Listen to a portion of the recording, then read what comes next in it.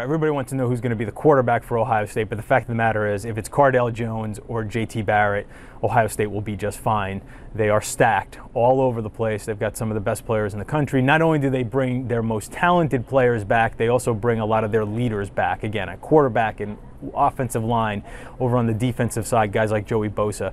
So you add that with the best coach in the country, and I think it's fair to say that no team over the past 30 years has been better positioned to repeat than Ohio State is this year. Most people have TCU ahead of Baylor. I think TCU has the advantage of having its quarterback returning, Trevon Boykin, who was 5th in the Heisman Trophy voting last year and is considered sort of the preseason frontrunner for the Heisman this year. They're both stacked. Baylor is really good along each line. Their defensive line may be one of the best in the country with Sean Oakman, the 6'9" defensive end. The Horned Frogs and Bears play again the night after Thanksgiving. It'll be the biggest game in the Big 12, most likely, and it very well could determine who wins the Big 12 championship again this year.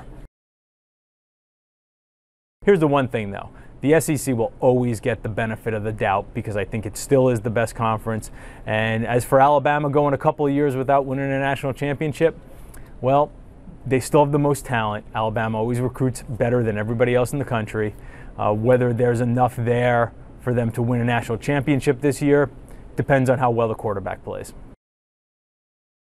Does Michigan State have enough to get over the hump this year against Ohio State? Well, they've got one of the best quarterbacks in the country in Connor Cook. They've got a defense that is usually feisty and one of the best defensive lines in the country. We'll see if it's enough to beat the Buckeyes in Columbus. Maybe the most interesting player in the country is Oregon quarterback Vernon Adams. And he's an interesting player, and he is a fun player to watch. He seems to fit perfectly into that Oregon offense. If he is as good at the FBS level as he was at the FCS level, Oregon can contend for a championship again.